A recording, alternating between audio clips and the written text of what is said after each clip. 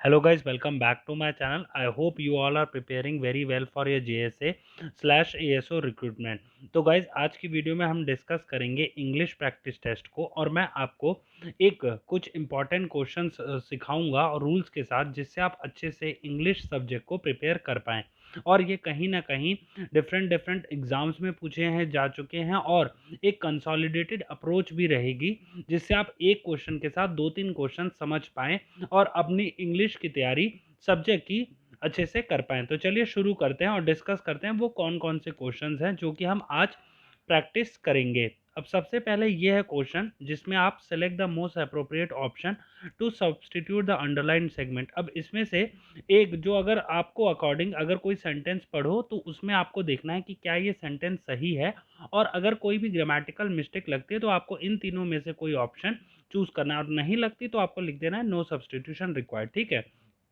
अब जैसा कि आप देख पा रहे हैं if Vinay has the book why he is not giving you. ठीक है, ये है क्वेश्चन। और एक और चीज है गाइज, मैं आपसे रिक्वेस्ट करूंगा कोई भी क्वेश्चन ना पूरे अच्छे से पढ़ना। ठीक है, ऊपर से लेके नीचे तक, क्योंकि जब तक आप अच्छे से नहीं पढ़ेंगे आप समझ नहीं पाएंगे कि एग्जामिनर ने क्या जानना चाहता है। ठीक है, तो आपने पढ़ लिया पूरा if Vinay has the book why he is not giving you. तो ये है क्वेश्चन। इसमें अगर आपको लगता है कि ये गलत है तो he not giving it you, is he not giving you, he is not give to you, no substitution required, ये है। इनमें से ऑप्शन में से कोई एक आपको चूज।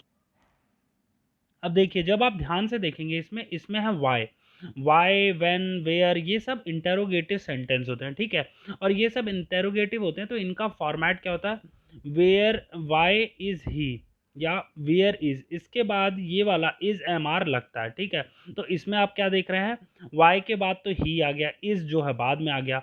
और इंटेरोगेटिव में आपके जो क्वेश्चन वर्ड होता है वाई वेन वेयर, वाई उसके बाद इज एम आर लगता है। ठीक है, is slash M slash R. तो इसमें से कौन सा सही होगा, why is he not giving, he जो है इधर आ जाएगा और इज आपका पहले आ जाएगा। ठीक है, तो ये आपका ऑप्शन भी करेक्ट हो जाएगा। समझ आ गया आपको। इंटेरोगेटिव शब्द जो वायन वेयर और वाई होते हैं उसके बाद helping verb is am are लगता है। ठीक है, ये सब आपका लगता है।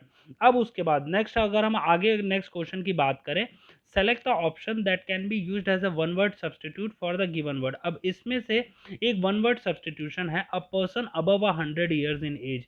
ऐसा मतलब क्या है कि ऐसा मीनिंग ऐसा पर्सन जिसके 100 ईयर्स 100 साल से ज़्यादा उम्र हो तो उसका सेंटिनेरियन, सेंटिनेरियन होता है करेक्ट आंसर। अब इसको आपको ऐसे याद रखना है, सेंचुरी से होता है, सेंचुरी से आपका 100 होता है ना क्रिकेट में जैसे, तो सेम वैसे ही सेंटिनेरियन आपका 100 से हो जाएगा। ठीक है, 100 से सेंटिनेरियन, 100 से सेंचुरी और 100 से 100। ठीक है, करेक्ट हो गया, ये क्वेश्चन समझ आ गया। नेक्स्ट अगर हम बात करते हैं नेक्स्ट क्वेश्चन की, select the most appropriate antonym of the given word.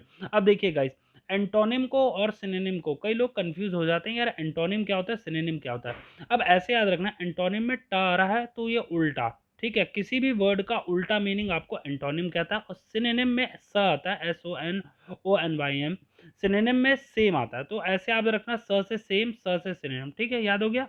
अब इसमें हमें डिस्कस करना है कि फ्रेंजी का उल्टा वर्ड क्या होता है। ठीक है, अब फ्रेंजी का मतलब होता है एक ऐसा स्टेट जिसमें केओस हो, केओस मतलब उथल पथल हो, ऊपर का नीचे हो गया हो, दाएं का बाएं हो गया, ऐसा। तो इसका मतलब उथल पथल का अगर कुछ हो गया, कोई रिवर फ्रेंजी पे है तो वो रिवर जब उल्टी हो जाएगी कब होगी, मतलब जब को काम हो जाएगी, पीस हो जाएगी। ठीक है, तो फ्रेंजी का एंटोनिम काम होगा। अब यह गाइज एक और चीज है, फ्रेंजी का उल्टा पूछा है, देखिए सिनोनिम नहीं पूछा। ठीक है, इसलिए उल्टे में काम हो जाएगा। ठीक है, रेज का भी समवॉट सिमिलर होता है फ्रेंजी से, मतलब क्या है, गुस्सा, फ्यूरी, ये सब आपका क्रेज, ये सब एक तरह से उथल पुथल को सिंबलाइज करते हैं। वहीं काम जो करता है आपका पीस, इन सबको शांत, ये सबको काम को सिंबलाइज करता है। ठीक है, तो फ्रेंजी का एंटोनिम काम हो गया। नेक्स्ट क्वेश्चन अगर हम बात करें, select the most appropriate option to fill in the blank. The new Vande Bharat train will have some digital dash such as emergency window for evacuation disaster। अब देखिए ये सब चीज़ें जो है ना क्वालिटीज़ टाइप किसी भी फ़ोन में या फिर किसी भी आपका व्हीकल में फीचर्स आते हैं। जैसे ये गाड़ी नहीं होती, जैसा बेस मॉडल में कोई फीचर नहीं होता, फिर उसके बाद आप ABS चारों चाहते हैं, सीट बेल्ट हर पैसेंजर सीट पे चाहते हैं, तो आपके लिए वो फीचर्स ऐड ऑन होते हैं। तो सेम वही है आपका एडिशनल फीचर्स। अब ऐसे याद रखना कैसे, कि गाड़ी, अगर आप कभी गाड़ी, बाइक, स्कूटी कुछ भी खरीदने जाते हैं तो उसमें फीचर्स ऐड होते हैं, मोबाइल में फीचर्स ऐड होते हैं, और ये सब क्या है, emergency Windows, evacuation, disaster lights, ये सब फीचर्स हैं। तो फीचर्स, आपका ऑप्शन करेक्ट हो जाएगा, ठीक है। Next question, select the option that expresses the given sentence in reported speech. अब ये रिपोर्टेड स्पीच में आपको कन्वर्ट करना है। Mother said to her I expected a better result from you. अब देखिए, सेड टू हमेशा कन्वर्ट होता है आपका टोल्ड में, याद रखना, सेड टू जो है टोल्ड में कन्वर्ट हो जाता है। वो अदर या फिर कुछ और हो तो ठीक है, जैसे कुछ कमांड हो जाती है या रिक्वेस्ट हो जाती है तो उसी के अकॉर्डिंग चेंज हो जाता है, बट अकॉर्ड इन जनरल में सेड टू टोल्ड में कन्वर्ट होता है। तो अब आप देख पा रहे हैं, सेड टू टोल्ड सब में है, टोल्ड टोल्ड टोल्ड, ठीक है। नेक्स्ट अब हम आगे बढ़ेंगे, आई expected a better result from you, ठीक है। अब देखिए, स्पीच में पास्ट है तो पास्ट पार्टिसिपल हो जाता है, प्रेजेंट है तो पास्ट हो जाता है, ठीक है। अब ये देखिए, आई एक्सपेक्टेड, अब ईडी लग गया तो ये पास्ट हो गया आपका, ऐसे ही याद रखना। किसी में जैसे ही प्ले का प्लेड हो जाता है तो पास्ट हो जाता है, ही कुकड हो जाता है तो पास्ट हो जाता है, ठीक है। अब इसको आपको अ बेटर रिजल्ट फ्रॉम यू इसमें लिखना है आपको, मदर टोल्ड हर दैट। अब मैंने आपको क्या एक चीज बताया, आपको पास्ट पार्टिसिपल में, अब आपको पहले देख लेना है, पास्ट तो है ही, पास्ट पार्टिसिपल में कन्वर्ट होगा। तो पास्ट पार्टिसिपल किस किस में, देखिए इसमें शी एक्सपेक्टेड है तो ये नहीं होगा डेफिनेटली। शी वॉज एक्सपेक्टिंग, ये देखिए ये भी नहीं होगा क्योंकि ये तो आपका पास्ट कंटिन्यूअस में हो गया। शी एक्सपेक्टेड तो ये भी नहीं होगा। तो कौन सा होगा, शी हैड एक्सपेक्टेड, ठीक है। पास्ट पार्टिसिपल समझ आ गया आपको। अब नेक्स्ट हम क्वेश्चन डिस्कस करते हैं, select the most appropriate meaning of the given idiom, hit a brick. अब इसका क्वेश्चन है, आपको आंसर नजर आ गया है। To hit a brick means to not able to make any progress, मतलब क्या है, अब सपोज एक ट्रक है, गाड़ी है, उस ये रही गाड़ी हमारी, ये जा रही है और ये दीवार से लड़ जाए, तो गाड़ी को क्या होगा, गाड़ी का एक्सीडेंट हो जाएगा और दीवार तो वहीं खड़ी रहेगी, अनलेस अनटिल वो सनी देओल नहीं चला रहा, ठीक है ना। तो वैसे ही अगर गाड़ी से टकराने से दीवार को कुछ नहीं हो रहा तो आपके जो सारे एफर्ट्स थे वो फ्यूटाइल हो गए, without any effort, without any result. तो इसलिए मतलब होगा कि हिट अ ब्रिक मतलब not to able to make any progress, ठीक है। ऑप्शन बी इसका करेक्ट हो जाएगा, ठीक है गाइस। नेक्स्ट अगर हम बात करते हैं क्वेश्चन की, to sit on the fence. अब सपोज एक तरफ इधर खेत है, एक तरफ इधर खेत है। अब कोई बंदा, ये हमारा गजोधर भैया है, ये इस पे बैठ गए हैं। अब ये ना इधर जा रहे हैं ना इधर जा रहे हैं, तो क्या हो रहा है, अनेबल टू डिसाइड, मतलब सिट ऑन द फेंस मतलब कोई एक साइड ही नहीं ले पा रहे गजोधर भैया। तो इसी का आपको ऐसे याद रखना है कि सिट ऑन द फेंस मतलब गजोधर भैया कुछ भी डिसाइड नहीं कर पा रहे। तो इसका होगा answer, to sit on the fence means avoid taking any sign, मतलब क्या है, किसी भी एक साइड पे, एक कोई पर्टिकुलर साइड ही नहीं ले पा रहे, ना गजोदर भैया ए साइड जा पा रहे हैं ना बी साइड जा पा रहे हैं, तो इसका अवॉइड टेकिंग साइड्स होगा। नेक्स्ट आपका क्वेश्चन है, select the option that can be used as a one word substitute for the given group of words. अब इनमें से जो आपका पूरा जितना वो लिखा है, सॉरी, जितना आपको पूरा शब्द है उसको एक सिंगल वर्ड में आपको करना है consolidate. A person who collects और स्टडी स्टैम्प्स। अब याद रखना, देखिए मैं आपको एक बहुत अच्छी ट्रिक बताता हूँ, ये क्वेश्चन ना बहुत इंपॉर्टेंट है और पूछा भी जाता है। इसको ऐसे याद रखना, स्टैम्प से रिगार्डिंग अगर कुछ भी होगा तो फाइलेटलिस्ट होगा। क्यों ऐसे फाइलेटलिस्ट का, क्योंकि होता है पर्सन हु कलेक्ट्स और स्टडी स्टैम्प। अब इसको याद कैसे करना है, आपको स्टैंप में भी पी एस है, फाइलेटलिस्ट में भी पी है, तो ऐसे याद रखना, पी इसमें है पी इसमें है, तो सिमिलर सिमिलर आपको ये जिंदगी भर याद रहेगा। कोई भी कभी भी पूछ लेगा ऑप्शन देके कि फाइलेटलिस्ट कौन होता है, वो आपका खुद से बता देंगे, पी है उसमें, स्टैंप में भी पी है, तो आपका फाइलेटलिस्ट हो जाएगा, ठीक है। होएडर, अब ये याद रखना, ये भी कई बार पूछा जाता है। होएडर मतलब ऐसा बंदा जो जमाखोरी कर लेता है, काला, जैसे अगर कोई भी किसी भी चीज का, प्याज का प्राइस आपको बड़ा करना है तो वो एक जो बड़े बड़े ट्रेडर्स होते हैं वो कलेक्ट कर लेते हैं, उसको होल्डर कहते हैं। मतलब जो है अब विदाउट एनी कोई अप्रूवल वो एक बस सारा सामान जो है कलेक्ट कर ले, उसको होल्डर बोलते हैं, ठीक है। होल्ड करना, कलेक्ट करना। ये आपका एक क्वेश्चन और हो गया। नेक्स्ट हम बात करते हैं, select the option that expresses the given sentence in active voice.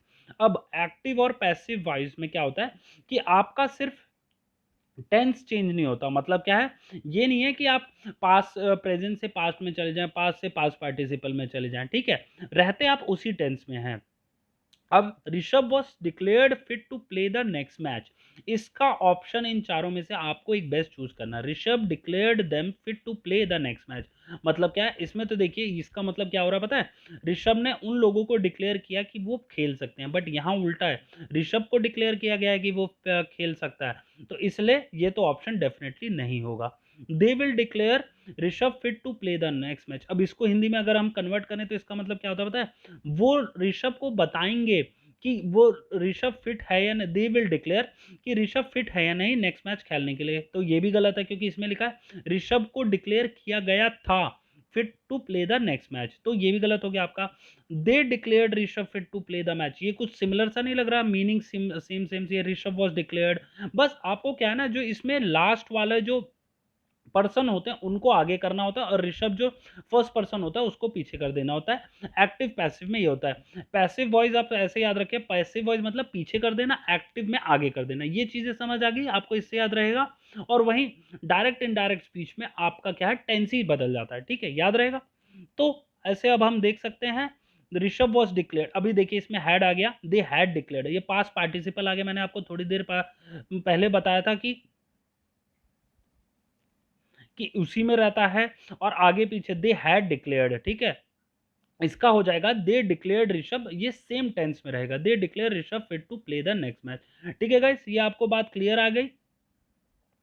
अब हम नेक्स्ट क्वेश्चन पे डिस्कस करते हैं, select the most appropriate option that can substitute the underline segment in the given sentence if there is no substitute, मतलब क्या इसमें से आपको करेक्शन बतानी, अगर कोई गलत है तो आप बताइए, अदरवाइज नो सब्सटीट्यूट रिक्वायर्ड कह सकते हैं आप। तो whom was the person that you wanted to me to contact there, अब whom अक्सर क्या होता है तब आता है कि किसी whom the thing belongs to, मतलब क्या है किसको ये बिलोंग करती है। अब आप यहाँ पे क्या है, कौन था वो पर्सन जिसको आप चाहते थे कि मैं कांटेक्ट करूं, ठीक है, तो इसका होगा who was, who is the person, पहले तो इसमें होना चाहिए था हु वॉज द पर्सन होना चाहिए था, हु इज द पर्सन या हु वॉज द पर्सन होना चाहिए था, बट इसका ऑप्शन बी आपका ठीक होगा, who is the person that you wanted me to contact there, ठीक है गाइस। ये हो गए आपके 10 क्वेश्चंस, और मैंने आपके कुछ छोटी छोटी जो आप मिस्टेक्स होती हैं किसी भी इंग्लिश के पेपर को अटेम्प्ट करने में, वो हेल्प करने की कोशिश किया अपने स्पेशल ट्रिक्स और टिप्स देके। अगर मेरे द्वारा दी गई जानकारी आपको पसंद आती है तो प्लीज़ इस वीडियो को लाइक करना और चैनल को सब्सक्राइब जरूर कर लेना, जिसमें मैं रेगुलर बेसिस पे आपके लिए इंग्लिश की तैयारी करवाऊंगा for DDA, JSA and ASO paper. अगर ऐसा ही कंटेंट आप देखना चाहते हैं या फिर पीडीएफ चाहते हैं इस क्वेश्चन की, तो आप मेरे टेलीग्राम चैनल पे ज़रूर जाएं, वहाँ पे आपको इसकी पीडीएफ मिल जाएगी। ये था आज का मेरी तरफ से video, thank you for watching.